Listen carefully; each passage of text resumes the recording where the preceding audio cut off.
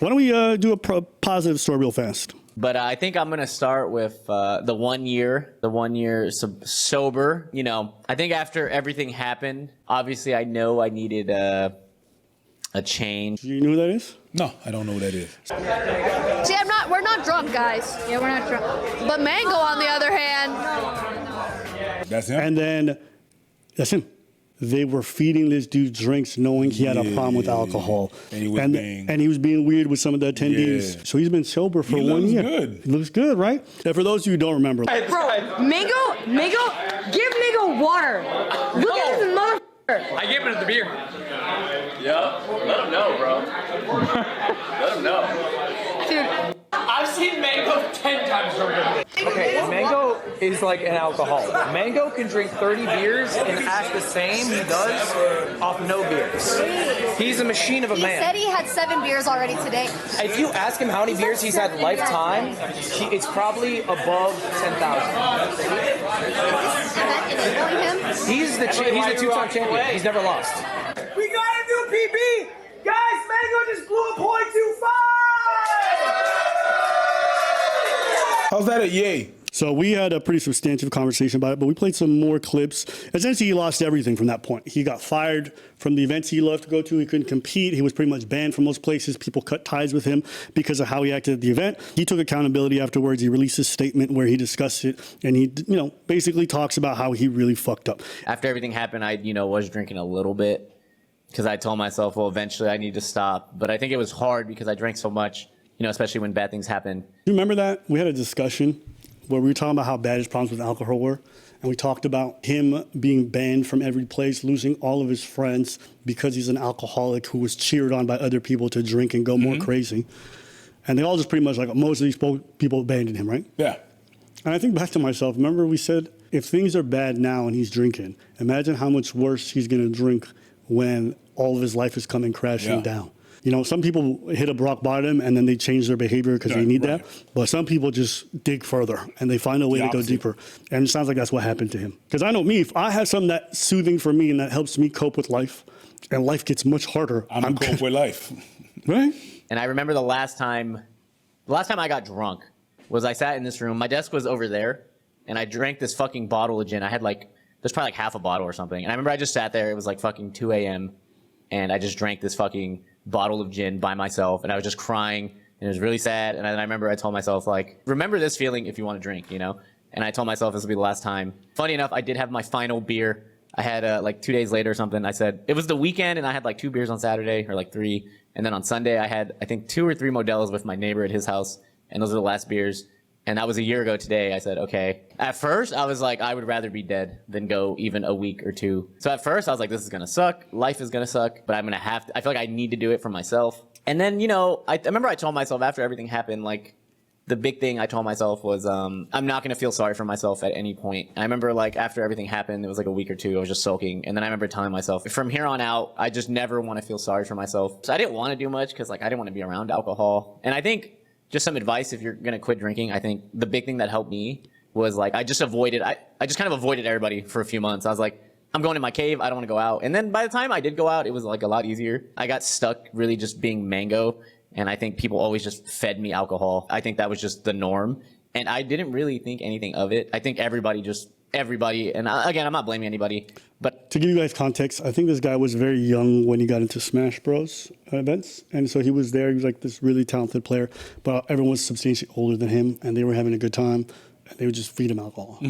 And I think that's what, in part, he's referring to, irrespective of his family situation. And then I think in that time of just drinking and streaming, the whole thing, I kind of just forgot who I was as a person. I think I got caught up in this whole persona of being me and being drunk and just being that guy. Obviously it was me, but I think when I look at it towards the end of, when I was drinking, I'm I don't even want to get drunk today, but I just would. And I think it was just because I felt so shitty that I kind of had to drink. I'm not going to lie to you. I think some things would be better with alcohol. I'd be lying to you if I said, I think all of life is better sober. I would just be lying. I think some things could probably use some alcohol. A little bit, obviously, drink responsibly, all that good stuff. But I just want to take a second there because I really like this commentary and I think it's important. As a young person, I remember watching people do coke. I remember watching people do lots of drink going out. And if you're around the people who do these kinds of things, even when they're sober. There's an interesting thing. When you go into social space, there's a need to be accepted.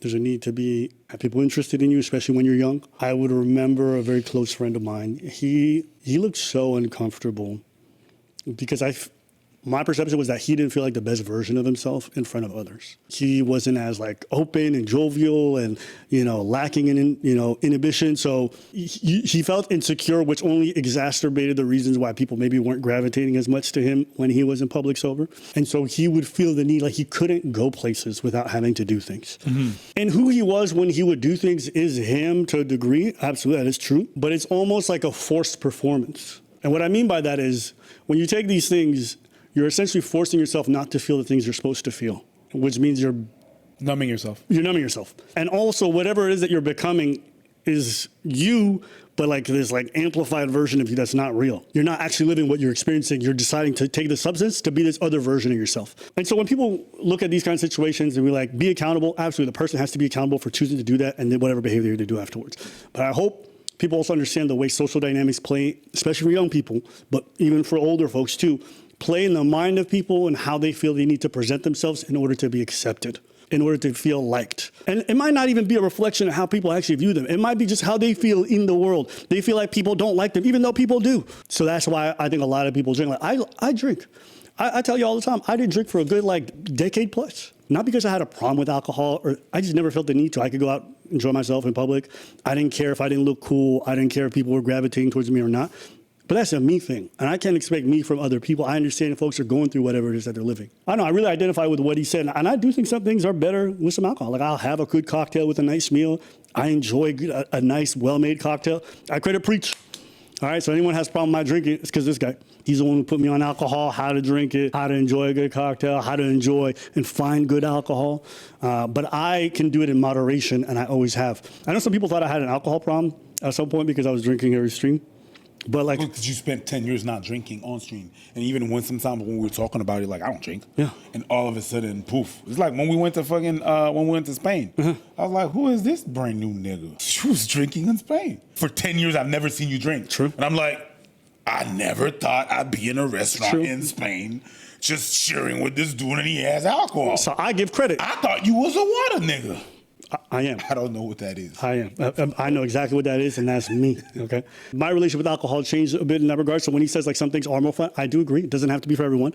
But I just want to speak to what he was talking about, because I think that's a real thing. Someone said Preach is a bad influence.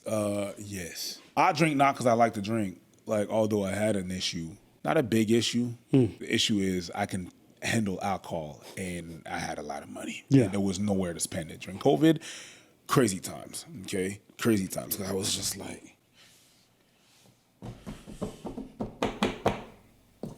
that in the night was nothing, right? But yeah. Wait, hold on. Swing that bottle? It's standard, $7.50. Because this is smaller than my dick and not as thick, but very, very big. What are we talking about? You just wanted to plug that shit in there. Pause. Not. But all that to say, I drink alcohol because I like the taste of it. I don't hang with people that binge. I don't hang with people that get drunk. I don't really hang with people that do drugs. Mm-hmm. Never did drugs myself. I know some people have bad relationships with alcohol, yes. And so they see any mention of it and they go straight to an extreme. But I actually think that kind of attitude isn't helpful for me personally. It might be helpful for you in your personal life, but I don't think it's helpful for a lot of people. I don't crave. I went to Vegas and we were at Buffalo Wild Wings and everyone was drinking, and I never once thought I never was like I really want to drink right now. I think, if I'm being honest, I don't have the urge to drink. It's like, would I like to drink again? Maybe, but I don't have that urge. And I think it's because of the last year of my drinking. I just drank just because. And it's like, when I think about it, I'm like, I didn't want to get drunk for the last year or two. And I think, it's funny to say and kind of sad in a really fucked up way. It's like, I'm kind of happy everything happened. I'm sad. And, I felt bad that some people got hurt or upset, whether you were involved or, you were let down as a fan. But I think when I look back, I feel the best I've ever felt. I just feel good. And it feels nice. Really got to know myself again after just 10 years of fucking pissing it all away. You know what I said about not feeling comfortable because you're not living whatever you're experiencing, so you're using this thing to project the cool version that everyone loves? This is what happens when you mask your feelings and what you're going through to run away from it. You just forget who you are. You become the performance all the time. So, yeah, I think it's very insightful. The video is longer. I'm not going to play the whole thing. I'm very happy for the man. You know, a lot of these stories turn tragic. A lot of people don't get their chance at redemption. A lot of people don't get a chance to figure it out. They get fully canceled and ostracized for, you know, a bad period in life where they did things wrong. And he did things wrong. He owns it. That's for him to live with. But people can redeem themselves. People can come back from these things. We're all human. And I'm always happy to see these kinds of stories turn out well. And I feel like oftentimes we always focus on the big event and the negative thing. But it's like, all right, well, what happened with this person so long after everyone's forgotten about him, after everyone's moved on? What was life like for him? And to know he conquered his addiction and hopefully he keeps doing it because he might relapse. That happens to many people. They might go through a bad time and take a bottle in that 1 week moment and then it fucking snowballs. You never know. God willing, it doesn't happen, but God willing, he figures it out. I'm happy that he's turning it around. Mm-hmm. But you don't know any alcoholics? You don't have an experience? Because I feel like you do. Yeah, I do. Back in the days, I was the one that was like always trying to help people. I don't have the tools, bro. I mess myself up in the process. I tend not to do that. But I do know alcoholics. I do know people that they got an issue with that. I just don't stay around that. If it's going to be like that, I have to try to have the conversation with you. I don't just drop you like that, but I try to have the conversation with you. Yeah. I try to lead you to a place where, you know, this is where you're going. But you can lead a horse to the water, but you can't make that motherfucker take a shot. The thing that happened with alcohol is that it's very accepted. Yes. That's the one that's really tough. It's accepted everywhere. It's, you know, even one of the job that I do, I'm a comedian. Sometimes when you do open mics, they don't even pay you. They pay you in alcohol. Okay, so bitch, what's my pay if I don't drink alcohol? Water? There's no really incentive. That's their incentive, alcohol. So it's like everywhere.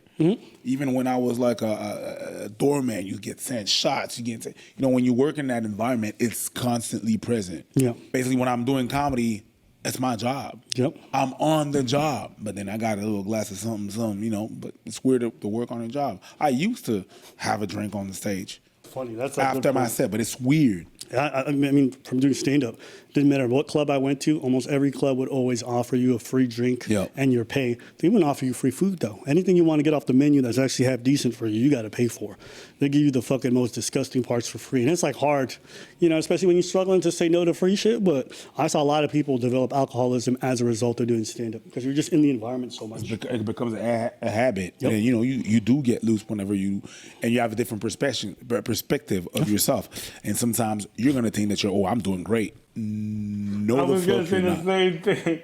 How many people think they drink and they're performing so much better? It's not that. It's that they're less self-aware. Yeah. And so they think because they don't care about people's perception, they're doing better, but they're not. They're slurring their words. The jokes are not landing. They're just not looking for the laughs as much. I've seen so many stand-ups say they're doing great on alcohol. Here's my issue. Everyone my whole life growing up was just talking about how horrible alcohol is, especially in my family. And then we got to 18, so motherfuckers wanted to go out, and people would drink. All the Muslims around me, everybody, they all grabbed a Mickey and they went to the club. The problem with that is like you're drinking for the wrong reasons. You're drinking because it's making you less inhibited, so you're just going out there. I had a horrible relationship with alcohol, and bro, I come from a country of alcoholics. I did not know Ethiopia was so bad with alcohol because I lived there in my younger years. Going back as an adult, I did not realize how many alcoholics exist in my country. And that's not normal. Really? It is not normal. Remember when we went out? Yes. We went to the club.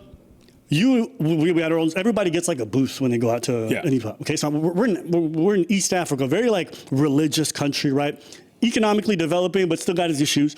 So you go out. This is where all the diaspora, when they come home, they want to party. We were good. I was showing these guys around the country, so I said, let's go out. People there, everybody gets like a little booth or a table, and they all get bottles. Yep. But I don't think like y'all understand what I mean. Everybody. I mean like there must have been like 75 tables in this club that is not that big.